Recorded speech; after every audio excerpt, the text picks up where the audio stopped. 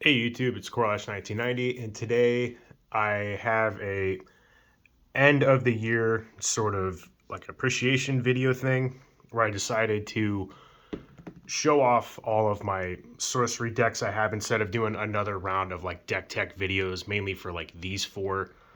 I'll probably end up doing one for this one. And then this deck is actually the deck that my girlfriend made, and it's the first deck she's ever made for pretty much like any card game. So I thought I would include it in here as well. And then this bottom row, they are all the pre-con avatars for both alpha and beta. And they're all individual decks for those. The cool thing about these is that this whole bottom row is also my two-player draft cube, which I have a video of on my channel. And this stack is the like starting cards and all of the extra stuff. So we'll just kind of pull some of these off the camera, and I'll kind of go over briefly each, kind of like individual deck, so on and so forth. And I also have a channel update. I originally made this channel to showcase dead card games and such. And I'll say I'll probably say about like half of my subscribers were originally here for that. The growth that my channel's gotten in the past, I don't know, probably like 6 months, pretty much since Sorcery came out, has been quite a bit, to say the least. I got like 100 so subscribers in about like a month and a half, and I'm assuming it's mainly been for Sorcery, and I'm really enjoying this game a lot more than I thought I would have, and going forward, I'm going to start focusing a lot more on this game and a lot less on dead card games. And there's multiple reasons for that. It's not just because of the huge influx of, well, I say huge for in comparison to me, but I guess to other um, YouTubers, a couple hundreds or like 100's not really that big of a jump. But anyway, I'm also getting ready to move out of state. This year had some high highs and some low lows for me, and next year is going to be a pretty big year for me personally. I plan on doing a huge career change. Like I said, moving to another state. I'm moving. Not totally sure just yet, but it's. I have some thoughts on where I'm moving, and I still need to discuss that with some people in my personal life. But I'm moving pretty far away from where I'm currently at for just better overall quality of life. And I'm going to be downgrading or not downgrading. I'm going to be downsizing a lot of my collection. In fact, the next couple of weeks, I'm going to be posting most of everything that I own for a lot of the dead card games I have for sale.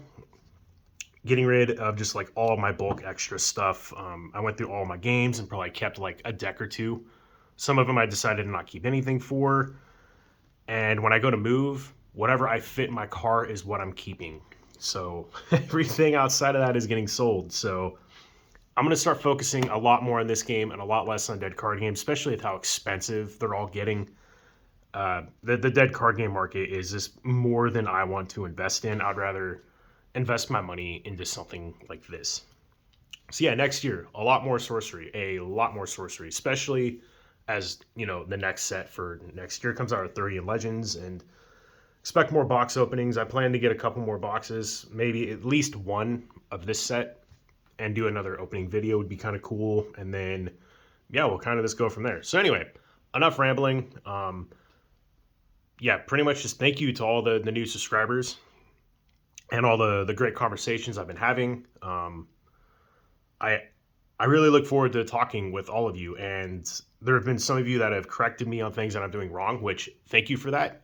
That's how we all grow and develop as players in this game, in this community. I really appreciate it, especially stuff I was getting wrong with this deck, and I'll explain why that was when I get to it. But anyway, here's my Pathfinder deck. This is my all-time favorite deck that I have for this game. This deck is so much fun, especially with Magellan Globe. I can't believe this was like not an auto-include for me when I originally built Pathfinder. If you don't know what this does, this basically makes the edges of the realm like connected, and you can like Pathfinder yourself on the other side of the table over and over and over again with its ability. Really cool. And then I still got the same basic strategy as the most recent deck I have, where you're trying to steal your opponent's resources from them with like Mountain Giant and Landdeed, or like a big old Conqueror Worm. Finally have a foil Pudge Butcher, by the way. Look at that. Oh, yeah. Love that. I freaking love this card. And yeah, it's a bunch of ramp to get into this late game like bomb type stuff. And it's an Earth Air deck. And I even included Puppet Master in here, which can gain control of tapped minions when you play him somewhere. So yeah, it's situational. It's very situational. It has 1 power. It's very easy to kill. But if they have like a big thing on your site, you can play it and then steal it after it's attacked, of course. And then yeah, grapple shots, because grapple shot's amazing. And repositioning is very key with Pathfinder, so you don't get yourself stuck. So teleports are great. And then just the Atlas is kind of just a hodgepodge of random stuff. Once the game develop more, and there's more sites to choose from, these will obviously change. Like this doesn't really do a whole lot in here besides Air Threshold. But I got a Donnie Brook in finally. This is one of my favorite artworks in the set too. I love that card. And it's just like art-wise and color, everything, it like fits this deck very well. So yeah, that is my Pathfinder deck. It hasn't really changed a whole lot since the deck tech that I had posted. I'll keep it over there. And here's my Battle Mage deck. This deck, I have included some stuff in here I don't have in any other deck, and that's the Aether 9. So like Philosopher's Stone and Cores and Mixes and whatnot. Mixes are a little understandable because they're very affordable. The other ones, not so much. But I felt this deck, compared to every other deck I have, needed that boost more than any of the other ones. And this deck has changed quite a bit since my most recent deck tech. Got this really cool like foil one. And I decided to add Screaming Skull in, though this deck doesn't really focus on him physically attacking. It's mainly him striking. So it can't come into play. It can't. It's not like it's bad. It's obviously good with Battle Mage, but I'm not really doing a whole lot of tapping to attack.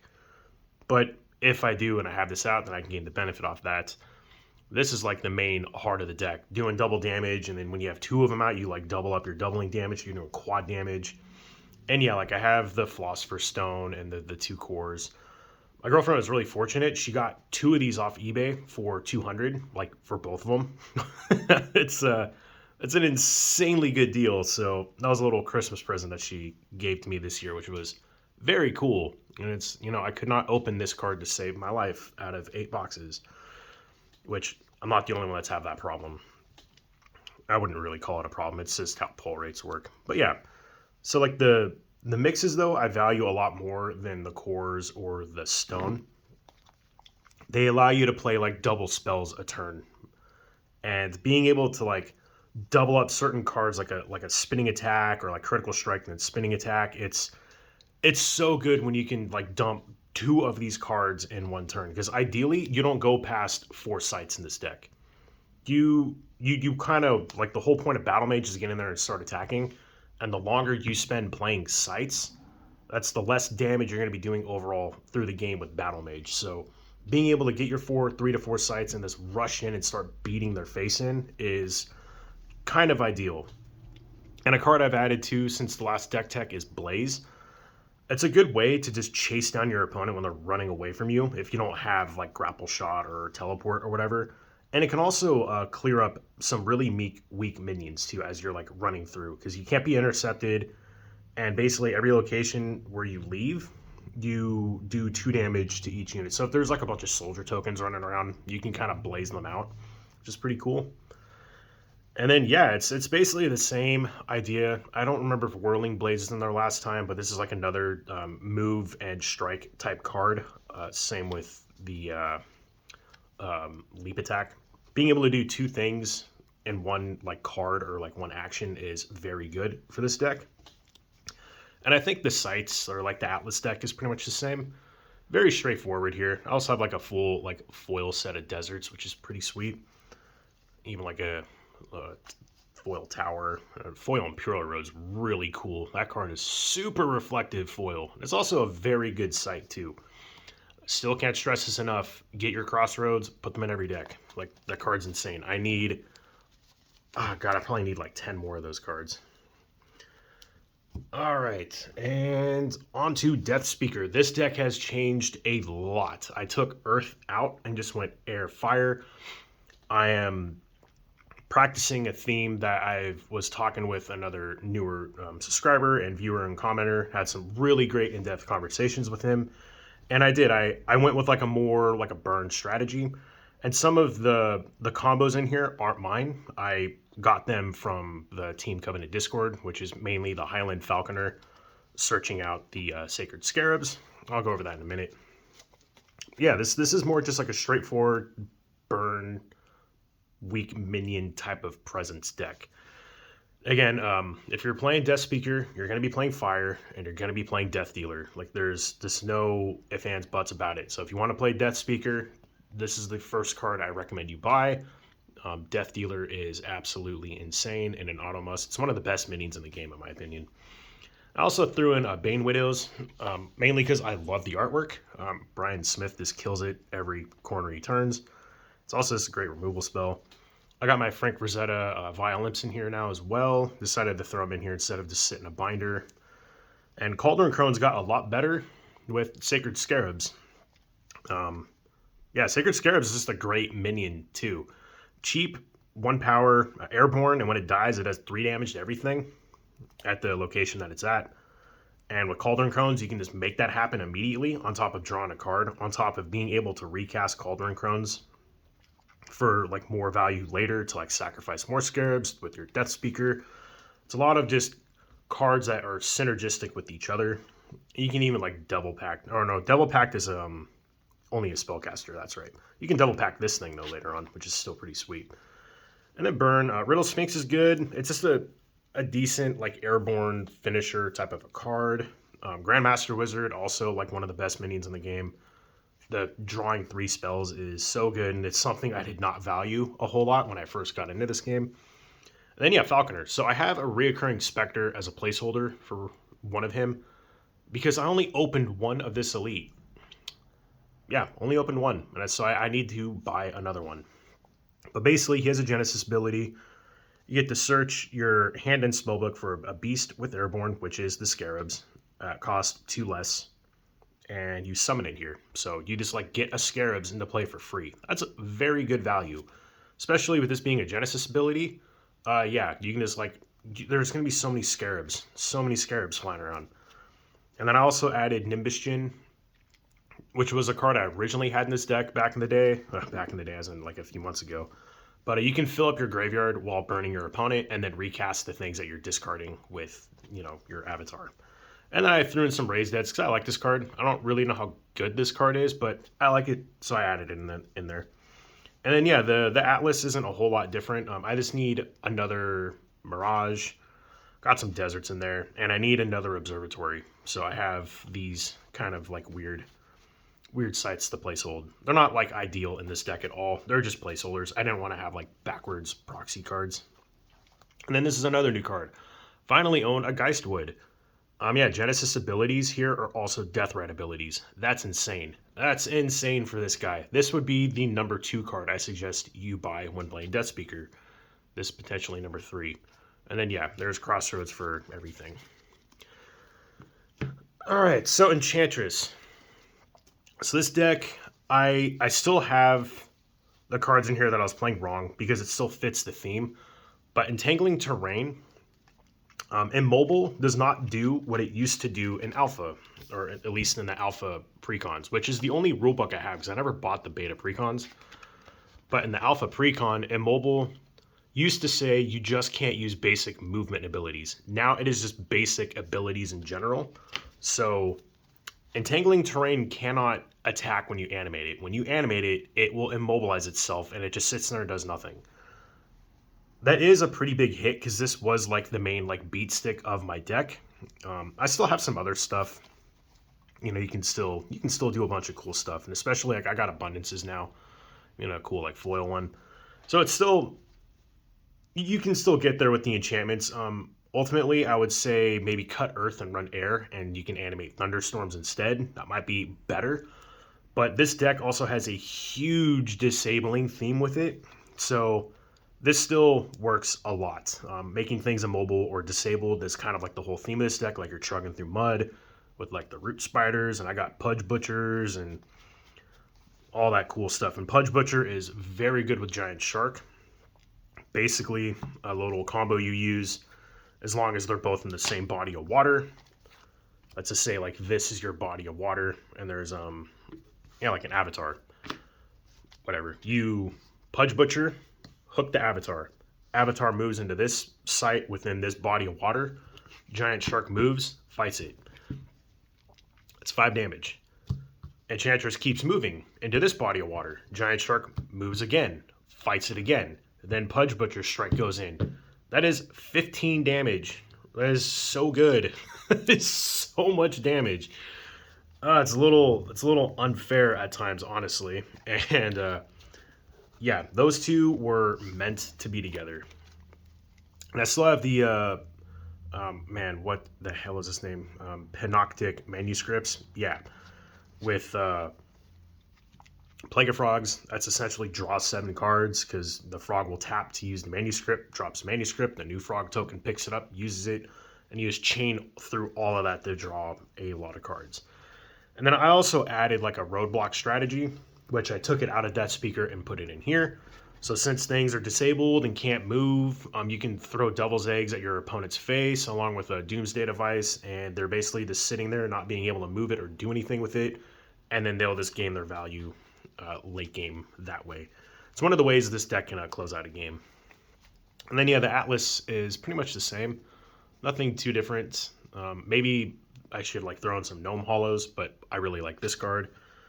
And yeah, these are like the main differences. The roadblock sites. Things can't move through the top border. This is a giant hole, so non-airborne things die. And then sinkhole to blow up sites. So yeah, I still love this deck. I will say Immobile is a lot different now, so this deck will be playing a lot different, but I decided to keep it the same and keep Earth instead of adding in Air. And on this deck, I will eventually do a deck tech on it as well. This is a water, air, kind of like burn deck. Some like synergies I was thinking of is like the Muse. It basically reuses your rivers, which kind of act like a Seer ability. And then I also really like Deep Sea Mermaids with Seer. Because let's say you use Seer, look at the top card of your spellbook, you like that card, you put it on the bottom of the deck, then you go and draw a new card, the top card, and then you play Deep Sea Mermaids to then draw that bottom card that you put. So you're essentially getting like double value off of these. And it took me a while to find the value behind Seer, but I think water is kind of where Seer shines the most with those two cards, with the Muse and this. And yeah, there's just a lot of spellcasters and card draw. More spellcasters. This one's an air only. And this can gain spellcaster. Mother Nature is also really good, being able to fix the top card of your deck. Yeah, you can fix the top card of your spellbook and then draw from your Atlas. And then Mother Nature it out if it's a creature, which getting a free Nimbus Shin is really cool. And yeah, this is just a more of like a burn type card. I threw Ghost Ship in here as a finisher as well to get our dead spirits back, which we do have a fair amount of spirits. Like Mother Nature is a spirit. Yeah, Grim Reaper is a spirit. So if these things die, Ghost Ship can get them back, though it's probably, iffy on how often that can happen because it needs to go from a void to a site in order to trigger that ability. But then there's just a lot of burns. So like the thunderstorms, the chain lightnings, the lightning bolts, and then ice lance. So yeah, that is kind of like the theme behind this deck. It's like a mid-rangey sort of a burn deck with a lot of like card advantage. And then the Atlas isn't anything too special. Just, the 3 duels, the 3 towers, blocking movement with these. I threw Maelstrom in here just because I had the space and I love the artwork for Maelstrom. And then, yeah, just a bunch of rivers gain your value. And then this to make non-spellcaster things spellcasters. And then finally, the Elementalist deck, which is the deck that my girlfriend has made. And she's very new to card gaming. So she's slowly, I wouldn't say slowly. She's picking things up pretty fast. And so she wanted a deck all her own to make and to tweak and make better over the course of like playing games. And so she really liked Elementalist, and I have a very pretty alpha foil Elementalist, which is a fair amount of money now apparently. And so yeah, this is the deck that she kind of made on her own without like my suggesting, and so it's just got a bunch of stuff that she thought looked cool, and there's some little bit of synergies here and there. So the Philosopher's Stone, this orb is great. Basically, any magic spells that are cast nearby, this will double it, like make a copy of it. So doing a bunch of these like crazy big explosive cards, not so much that one, but Craterez is still great. She really liked the Cerberus and Chains, and she really likes Great Old One. These are like some of her favorite cards. So yeah, those are obviously awesome. A Great Old One is a fantastic card. A 16 power is nothing to bat an eye at. And yeah, this is just a bunch of big monsters, and she eventually just wants to get into the late game to play these monsters. She has this primarily in here just for a Great Old One.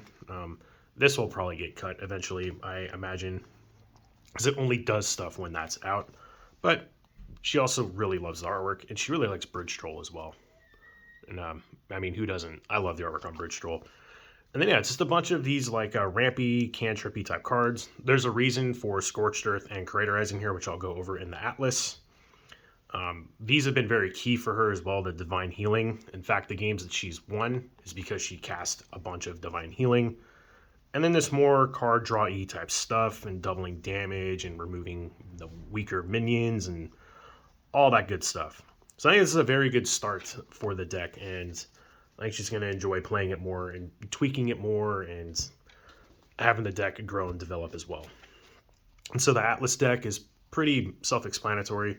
You have the sites that provide all attributes, and then 2 of every dual site.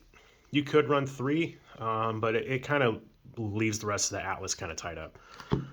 So the Scorched Earth and Craterize are primarily in here for Roots of Yggdrasil. Basically, when this card is destroyed, it destroys everything. It just completely board wipes the game and resets it back to square one. So yeah, those are why that's in there. And this is just a great card if you ever get it and play it, and it's a good like backup option to have. And then Mirror Realm was really good in here as well. And then she really likes volcanoes, so yeah, Vesuvius is in here. And then the towers for the additional mana ramp. And so yeah, that's her deck. And it's been really fun playing this game with her as well and watching her learn and develop as we play games. It's been great. And so now the rest of the decks I have for this video is too terribly long. I won't go into these in a whole lot of depth because this is also a cube that these decks come from. And then this bottom stack is all the extras and the starting sites and avatars that the 2 players play from. These are very basic decks. There's not a whole lot of elites, or I don't even know if there's uniques in them. They're mainly just like pauper themed decks where you can choose between both avatars. And I built the cube in a way to where you can separate the colors into their own individual decks, and they're like quick learn to play decks that way. There's 2 elites and I think in every Atlas, and then the rest of the decks are ordinaries and exceptionals. That way, if people like this game, they can go out and like buy these decks for very little because they're budget, very, very budget friendly, and they're still good too. Just because it's budget doesn't mean it's not good. These decks can hold their own in a standard game. Like Cone of Flame is insane. And each deck, I built it to have a specific theme and strategy. So water is all about flooding everything. Fire is obviously all about burn. Air, if you could guess, is all about void walk. Everything in here pretty much has void walk. A lot of void walk stuff. And then also randomizing not randomizing your random chances. And yeah, there's a lot of burn in here too, because Spark Mage is very burny. So yeah, all that good stuff. And then Earth is like a human rush deck kind of a thing. And then since it's a lot of Earth sites, Avatar of Earth, the original, is a very solid avatar. This thing can get massive and this start beating face too. And man, I love Frontier Settlers and Land Surveyors. And yeah, this is just, you're basically rushing out to get your Amazon Warriors out, which a 5-power ordinary, this is a great card in the pauper format. It's one of the biggest ones out there actually, especially if you're doing an ordinary only format. This card's nuts. And then, yeah, we got a bunch of, like, deck fixing, and it teaches all of that cool stuff. And, yeah, just a very straightforward Earth deck. And then, again, finally, the last of the cards here. Let me see where it ends. All right. So this is just the two sorcerers that people play. I used to have the seers in here as well, mainly because I didn't have a deck for seer. Now that I do, I took seers out of the cube, so it is just sorcerer. This is the cool, like, alpha Death Door promo and a bunch of rubbles. And then, yeah, these are the rest of the cards.